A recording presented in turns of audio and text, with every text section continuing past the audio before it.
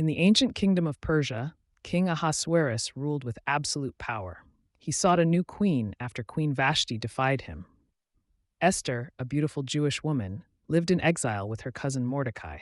When the call went out for women to be presented to the king, Esther was among them. Mordecai urgently warned Esther that she must conceal her Jewish identity. It is not safe to reveal it to the king or anyone else. Esther obeyed Mordecai's instructions and was taken to the king's palace.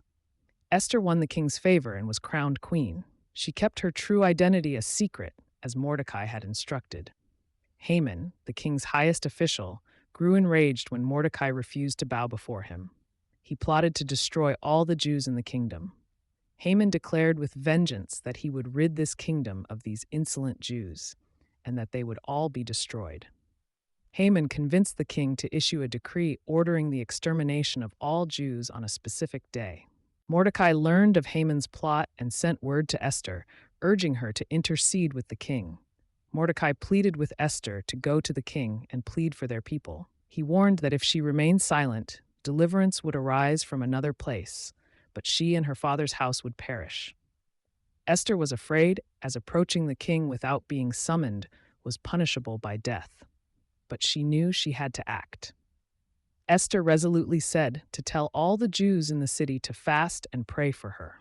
She would go to the king, though it was against the law.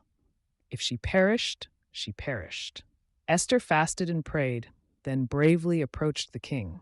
The king extended his scepter to Esther, sparing her life. He asked her what she desired. King Ahasuerus generously asked Queen Esther what her request was and promised that even half of his kingdom would be granted.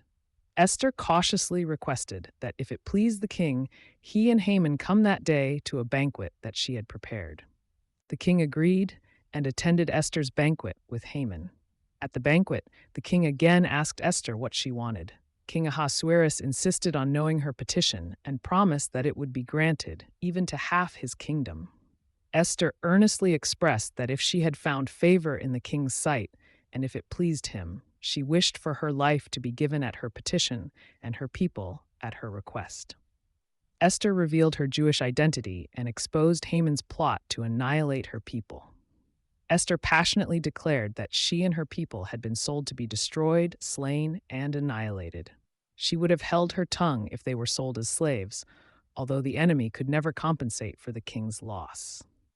King Ahasuerus, furious, demanded to know who the man was who would dare do such a thing. Esther accused the adversary and enemy as the wicked Haman. The king was enraged, and Haman was terrified. The king ordered Haman to be hanged on the very gallows he had prepared for Mordecai. The king issued a new decree allowing the Jews to defend themselves against their enemies. They triumphed and were saved from annihilation. Mordecai was promoted to Haman's position, and Esther continued to serve as queen, using her influence to protect her people. The Jews established the festival of Purim to commemorate their deliverance, celebrating with feasting, joy, and the sharing of gifts. And so, Esther's courage and faith saved her people, and her story continues to inspire generations.